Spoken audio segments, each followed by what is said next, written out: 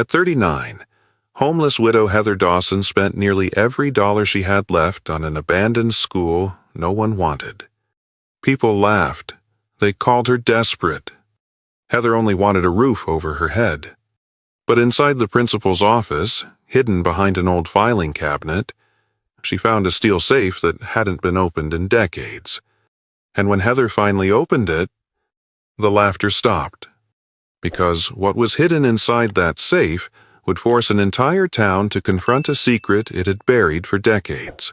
18 months earlier, Heather Dawson's life had looked painfully ordinary. And now, she would have given almost anything to have that ordinary life back.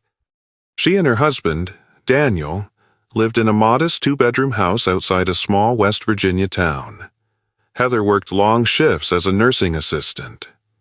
Daniel repaired furnaces and heating systems throughout the county. They weren't wealthy. Some months, they counted every dollar until payday. But Friday nights belonged to them. Daniel would come home with 2 cups of gas station coffee, sit beside Heather on the porch, and jokingly call it their $5 date. Heather used to tease him about it. She didn't know how much she would miss those nights. Then, one cold November morning, Daniel kissed her goodbye, picked up his coffee, and walked out the front door. He never came home. A heart attack took him before noon. After the funeral came the bills. Then the debts Heather hadn't known about. She took extra shifts, canceled everything she could live without, sold Daniel's truck. For months, she fought to keep their little house. It wasn't enough. Eventually, the bank took that too. By 39, Heather's entire life fit inside 4 cardboard boxes in the back of a 14-year-old Ford Escape. For 4 months, that SUV became her home. She moved between parking lots and highway rest areas, always leaving before anyone could tell her to go.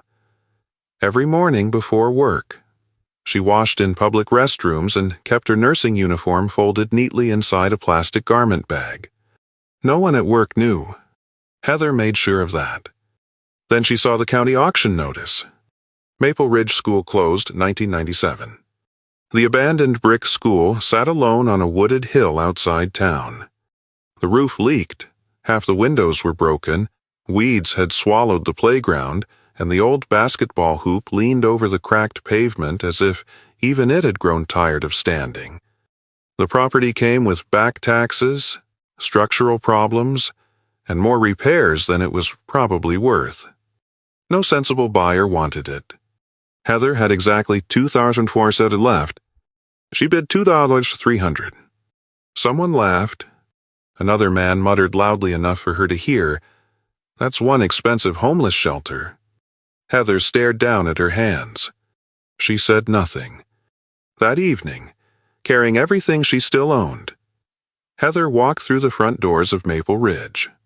The place smelled of damp wood, dust, and years of neglect. Old desks remained inside classrooms. Faded children's drawings clung to bulletin boards. Names had been scratched into wooden desktops by students who were probably grandparents now. Most classroom doors stood open. One didn't. At the far end of the hallway was a frosted glass door with faded black letters. Principal. Heather tried the handle. Locked. She stood there for a moment, then let go. Whatever was inside could wait.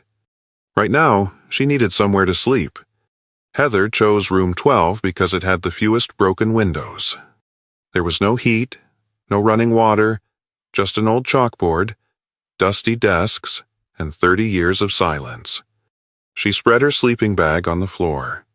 Then she opened one of her boxes and took out 2 things she had refused to sell: a photograph of Daniel and his old coffee mug. She made instant coffee on a camping stove and poured it into the chipped mug. Outside, rain began tapping against the windows. Heather sat on the floor with Daniel's photograph beside her and listened. For months, she'd slept with one eye open, afraid someone would knock on the glass of her SUV and tell her she couldn't stay. But that night, Heather reached toward the classroom door. She locked it, Her hand remained on the lock, and suddenly, the tears came. Not because Maple Ridge was beautiful. It wasn't. Not because she knew everything would be all right.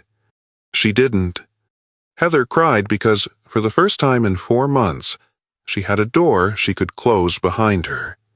"At least I have a door tonight," she whispered. Her voice disappeared into the empty classroom. Maple Ridge wasn't much of a home, but for now, it was hers. What Heather didn't know was that down the dark hallway, behind that locked principal's door, an old filing cabinet concealed a steel safe no one had opened in decades. And Maple Ridge had been waiting a very long time. For someone with nothing left to lose. The first few days inside Maple Ridge were harder than Heather had expected. During daylight, the old school almost felt peaceful. Sunlight slipped through the broken windows. Birds nested beneath the gutters. If Heather worked hard enough, she could almost imagine the building waking up again. At night, it was different. Every sound seemed louder. Pipes groaned inside the walls. Wind pushed against loose window frames. Somewhere above room 12, water dripped steadily into a metal bucket Heather had placed beneath a leak. She told herself old buildings made noises. Still, she kept Daniel's flashlight beside her sleeping bag. Each morning, Heather gave herself one small job. Clear one hallway. Patch one window. Make one room feel less abandoned. She found old textbooks, class photographs, yellowed report cards, and boxes of yearbooks dating back decades. Sometimes she caught herself reading names aloud, wondering where those children were now. It made Maple Ridge feel less empty. On the 4th afternoon, Heather was dragging a broken bookshelf from the main hallway when she noticed the principal's door again. She had passed it dozens of times, but something about it bothered her. Every other room had been left open when the school closed. Why lock this one? Heather found a rusted pry bar in the maintenance closet. She hesitated. Then she wedged it beside the lock. The old wood resisted at first. One hard pull, then another. With a sharp crack, the door gave way. Dust drifted through the beam of her flashlight. Heather stepped inside. The principal's office looked as though someone had walked out one afternoon and simply never returned. A wooden desk sat beneath the window. Filing cabinets lined one wall. A faded American flag stood in the corner. On a shelf were framed photographs of graduating classes, their smiling faces trapped in another time. Heather ran her fingers across the desk. "Where did everybody go?" she whispered. Then she noticed something strange. One of the filing cabinets had deep scratches across the floor beneath it, as if someone had moved it before. Heather grabbed the side and pulled. Nothing. She pulled harder. The cabinet shifted an inch. Then another. Behind it was a section of wall darker than the rest. And in the center of that wall was a steel door. Heather froze. A safe. Not the small kind someone kept under a desk. This one was built directly into the wall, its thick metal face covered in rust, with an old combination dial at the center. Heather stared at it for a long time. Then she laughed softly to herself. "Of course," she murmured, "because apparently I bought a mystery too." She tried the handle. Locked. She spun the dial a few times, knowing it was pointless. Nothing happened. For the next 2 days, Heather couldn't stop thinking about it. She searched desk drawers and filing cabinets for a combination.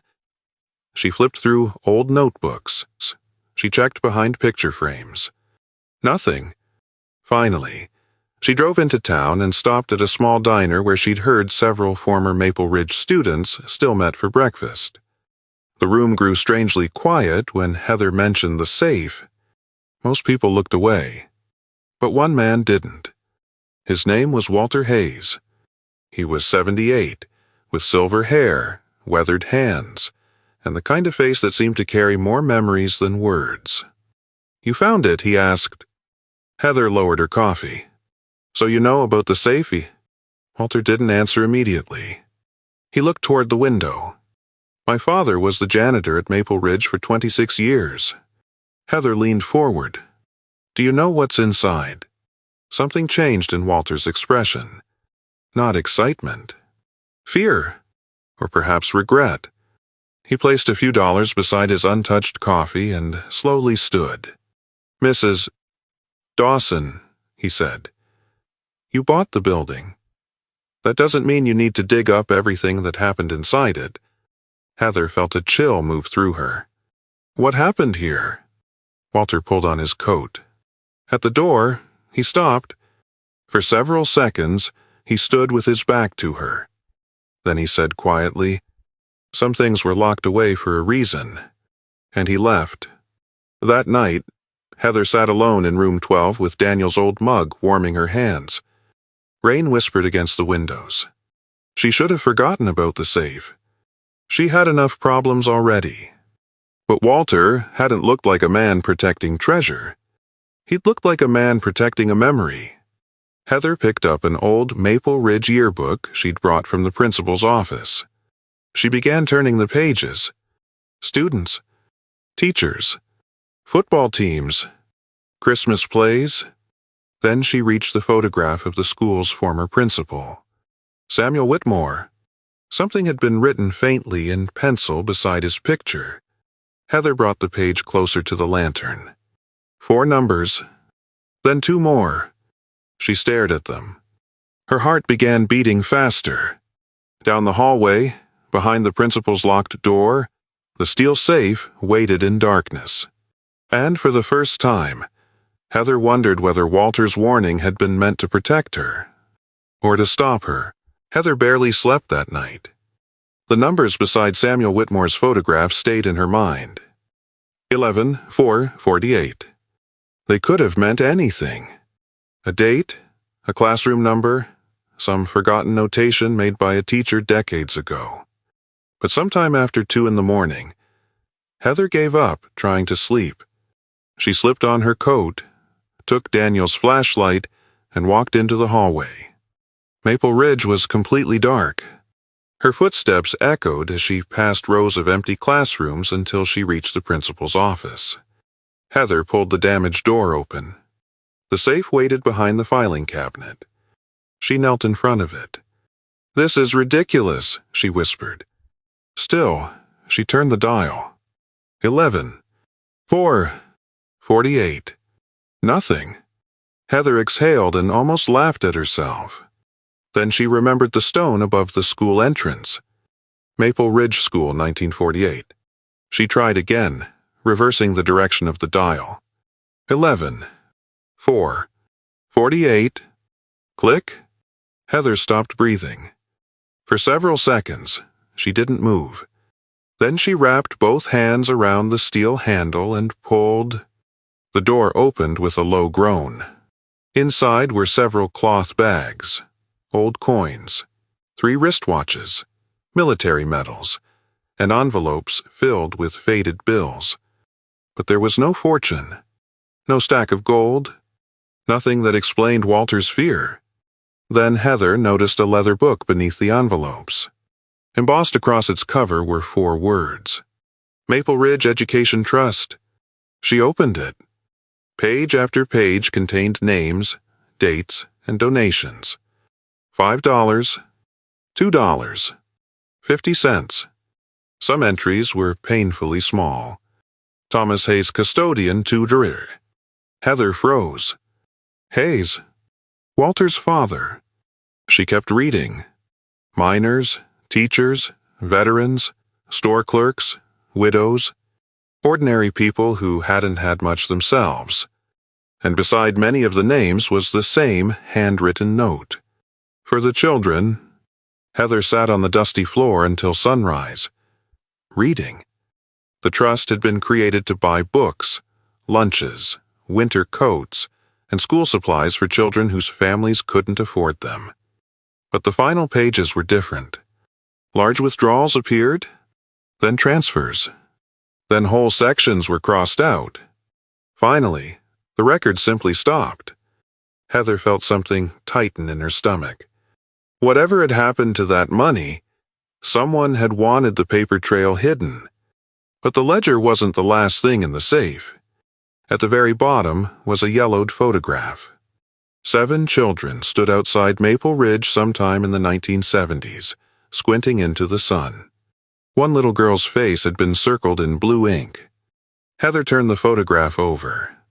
There were only 8 words written on the back. If Maple Ridge ever closes, Room 12 remembers. Heather read it twice, then a third time. Room 12. Her room. The place where she slept. She hurried down the hallway. Morning light was beginning to creep through the windows when she entered the classroom. Heather stared at the walls differently now. The blackboard. The cabinets. The old wooden trim. What was she supposed to remember? Then she noticed something she'd never paid attention to before. The blackboard wasn't perfectly centered. Heather pushed against one side. Nothing. She ran her fingers along the wooden frame until she felt a small gap. She pulled. A narrow panel came loose. Behind it was a shallow compartment. Inside were dozens of letters tied together with faded blue ribbon. Heather took the first one. The handwriting belonged to a child. Dear Mr. Whitmore. Heather sat down. The letter was from a 12-year-old girl whose father had been injured in a mine accident. Her family couldn't afford school clothes or books. She wrote that she had planned to quit school because she was embarrassed to keep coming in the same torn dress. Then Maple Ridge's education fund helped her. The final line made Heather cover her mouth. The girl wrote that someday. If she became a teacher, she would help another child the way Maple Ridge had helped her. Heather looked around Room 12. For months, she had believed she was the poorest person to ever sleep inside these walls. She suddenly understood how wrong she'd been. This room had held frightened children before her. People who had needed help. People who had been ashamed of having nothing. People who had been given another chance. Heather lowered her head, and tears fell onto the letter. For the first time since Daniel died, she didn't cry for what she'd lost. She cried for people she'd never met. Then she heard a sound outside. Gravel crunching beneath tires. Heather wiped her face and moved toward the window. A black SUV had stopped in front of Maple Ridge. A man in an expensive coat stepped out. He looked at the school, then directly toward Room 12. Heather's hand tightened around the old photograph. She didn't know who he was, but somehow, less than 12 hours after she'd opened the principal's safe, someone had come looking for Maple Ridge. Heather remained at the window as the man crossed the cracked parking lot. He didn't look like someone who had come to admire an abandoned school. His coat was too clean, his shoes were too polished, and he wasn't looking at the broken windows or the leaking roof. He was studying the building as if he already knew what mattered. A moment later, he knocked. Heather tucked the photograph into her jacket and opened the front door only halfway. Mrs. Dawson. Yes. The man smiled and handed her a business card. Richard Mercer Development Group. I heard Maple Ridge finally sold. Heather glanced at the card. News travels fast. In a town this size always. Mercer looked past her into the hallway. I'd like to buy the property. Heather almost laughed. 4 days earlier, people had mocked her for buying it. Now someone was standing at her door asking her to sell. You haven't even seen the place. I've seen enough. Something about his answer bothered her. How much? $25,000. Heather stared at him. She had paid $2,300. For one dangerous second, all she could think about was what $25,000 would mean. A small apartment. A reliable car. A bed. A shower that belonged to her. No more camping stove. No more buckets catching rain. Then Mercer glanced down the hallway. Toward the principal's office. Old buildings like this can become liabilities, he said. Sometimes it's better to walk away while you can. Heather slowly closed her fingers around the business card. "I'll think about it." Mercer's smile remained, but his eyes changed. "Don't think too long." After he left, Heather stood alone in the hallway. A week earlier, she would have taken the money. Maybe she should still take it. But then she felt the photograph inside her jacket. Room 12 remembers. That afternoon, Heather drove to Walter Hayes's house. When she placed the Education Trust ledger on his kitchen table, Walter didn't touch it. He simply stared at his father's name. Thomas Hayes, custodian, 2 drawers. Walter's eyes filled. "My father made $68 a week back then," he whispered. Heather said nothing. He had 5 kids. Mom stretched soup for 2 days sometimes. Walter gave a broken little laugh. And he still gave $2. "Why?" Walter looked at her. "Because there were families who had less." Then Heather showed him the letters from room 12. Walter read one. Then another. His hands began to tremble. "I thought all of this was gone. What happened to the trust?" Walter leaned back. When the mines started closing, families moved away. Enrollment dropped. Maple Ridge finally shut down. He paused. People were told the remaining fund had been dissolved. "But the ledger shows transfers." "I know. You knew." Walter shook his head. "I suspected. For years," he explained, rumors had circulated that land belonging to the school trust had quietly changed hands after Maple Ridge closed. Nobody could prove anything. Records disappeared. People grew old. Others simply stopped asking questions. Heather looked toward the window. So the safe wasn't hiding treasure. "No," Walter said. He rested his hand on the ledger. "It was hiding proof that people once made a promise." That sentence followed Heather all the way back to Maple Ridge. That evening, she walked slowly through the school. For the first time, she didn't see broken windows. She imagined children pressing their faces against them, waiting for the first snow. She didn't see scratched desks. She wondered about the hands that had carved those names.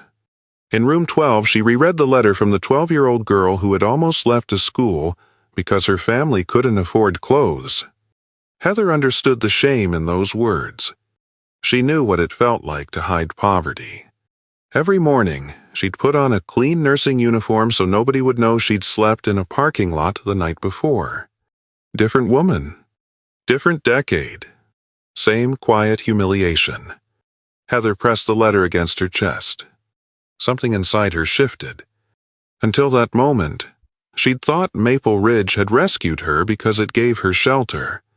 Now she understood that shelter wasn't the same thing as purpose. Maybe she hadn't bought this place simply because she was desperate.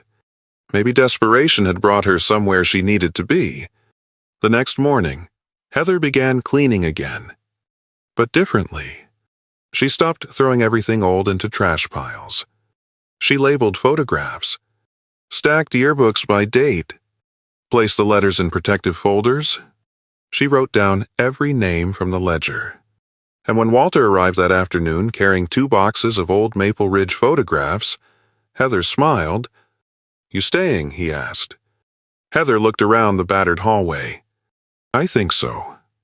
Walter nodded toward Mercer's business card lying on a desk. "He'll come back." "I know. Aren't you scared?" Heather thought about Daniel. About her house. About 4 months spent sleeping in her car. Then she looked toward room 12. "Yes," she said quietly.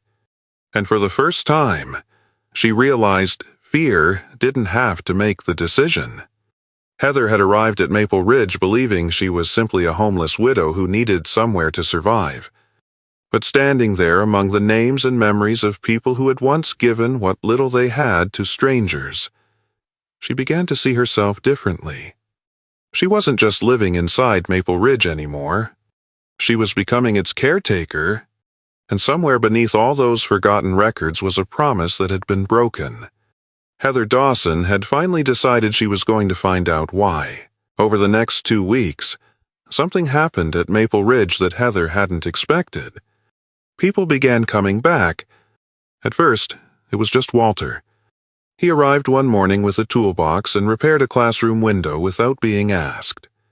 The next day, a retired teacher named Margaret Ellis appeared carrying 3 boxes of photographs she'd kept in her attic for 27 years. Then came former students. Some brought yearbooks. Some brought paint. One man drove nearly 2 hours just to return a brass school bell his father had taken home when Maple Ridge closed. Slowly, the building began to breathe again. And so did Heather. She created a small display in the front hallway using photographs, letters, and copies of pages from the Education Trust ledger. She called it The People of Maple Ridge. One afternoon, Heather found Walter standing in front of his father's name. He didn't know she was watching. He reached out and gently touched the glass. $2, he whispered. Then he smiled. My old man finally got his name on the wall. Heather turned away before Walter could see her wiping her eyes. Word spread. A local historical society contacted Heather and offered to help preserve the records. A structural engineer volunteered to inspect the oldest section of the building. Former students started an online fundraiser to repair the roof. For the first time, Heather allowed herself to imagine something bigger. Maybe Maple Ridge didn't have to become apartments. Maybe it didn't have to be demolished. Maybe children could walk these halls again. A community center. A small museum. Free tutoring. A place where families struggling the way those families had struggled decades ago could come without feeling ashamed. The idea frightened Heather because she wanted it so badly.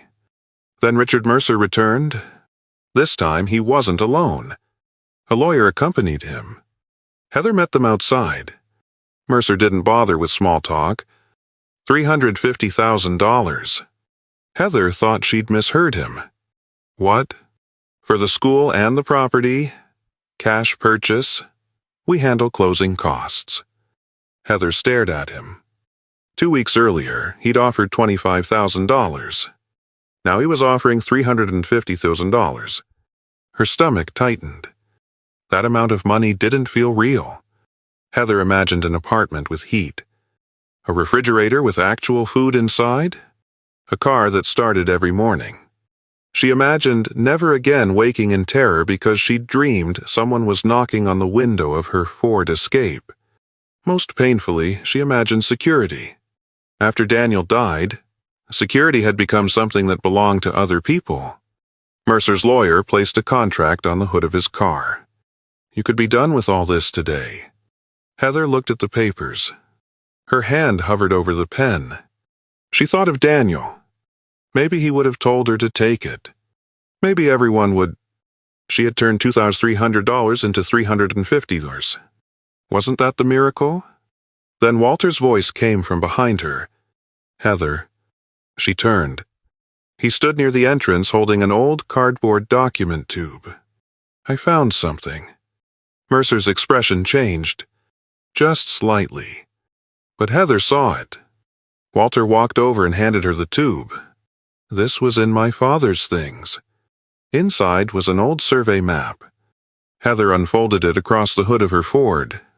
Maple Ridge School sat in the center. But the property boundary extended far beyond the playground. Across the wooded hillside. Down toward the creek. Nearly 40 acres Heather hadn't known existed. In one corner was a handwritten notation. Property held for the perpetual educational benefit of the children of Maple Ridge County. Heather looked up. Mercer was no longer smiling. And suddenly, she understood. The broken school wasn't worth $350. At least, not by itself. Heather slowly pushed the contract back toward him. Why do you want this place so badly? Mercer buttoned his coat. It's a fair offer. That isn't what I asked. Silence. Heather looked at the old map. Then at the school behind her. She remembered the ledger. The missing transfers. The warning. The locked safe. All of it pointed to something bigger. Heather picked up the contract. For a moment, Mercer seemed relieved. Then she tore it in half. His face hardened. "You're making a mistake." Heather looked directly at him. "I've made plenty." She placed the torn pages in his hand. "But I don't think this is one of them." Mercer left without another word. That evening, Heather sat with Walter in room 12. The old survey map lay between them. "If you'd taken that money," Walter said, "nobody would have blamed you." Heather looked around the classroom that had once been nothing more than a place to keep rain off her head. "I almost did." "What stopped you?" Heather thought for a moment. "Because 2 weeks ago, nobody thought this place was worth $2, $300. She touched the map. "Now somebody wants to give me $350,000 without telling me why." Walter nodded slowly. Heather looked toward Daniel's old coffee mug sitting beside her sleeping bag. For the first time since losing him, an opportunity had appeared that could make her life easy again. She had turned it down. Not because she didn't need the money. God, she needed it. But because Maple Ridge had given her something money hadn't been able to give her since Daniel died. A reason to care about tomorrow. And Heather was beginning to understand that the real opportunity in front of her wasn't the chance to sell Maple Ridge. It was the chance to save it. What she didn't know was that by refusing Mercer's offer, she had just made herself a problem for people who had spent decades hoping Maple Ridge's past would remain buried. And they weren't going to offer her money again. The first warning came 3 nights later. Heather had spent the evening sorting old photographs with Walter in room 12. By 10, the school was quiet again. Walter had gone home, and rain had begun falling over the Appalachian hills. Heather was almost asleep when she heard glass break. She sat upright. For a moment, she told herself it was the wind. Then came another sound. Footsteps. Heather grabbed Daniel's flashlight and stepped into the hallway. "Hello." No answer. Her light swept across the walls. Then she reached the principal's office. The door was open. Drawers had been pulled out. Papers covered the floor. The old filing cabinet had been shoved aside, and the safe stood open. Someone had searched it. Heather's heart began pounding. She ran to room 12. The letters were still there. So was the ledger. She had hidden both beneath a loose floorboard after Mercer's second visit. Then her flashlight caught something painted across the classroom door. 3 words. "Take the money." Heather stopped breathing. Until that moment, the danger had felt distant. Now it was standing inside her home. She locked herself in room 12 and sat against the door until sunrise. Daniel's photograph rested beside her. For the first time since buying Maple Ridge, Heather wanted to leave. She imagined calling Mercer. Maybe the $350 offer was still there. She could take it. Buy a little house somewhere nobody knew her name. Wake up without wondering who might come through the door. Wasn't that enough? Hadn't she already suffered enough? Heather picked up Daniel's old coffee mug. "I don't know what I'm doing," she whispered. There was no answer, only rain. By morning, Heather had packed 2 cardboard boxes. She carried the first one toward her Ford. Then she passed the hallway display.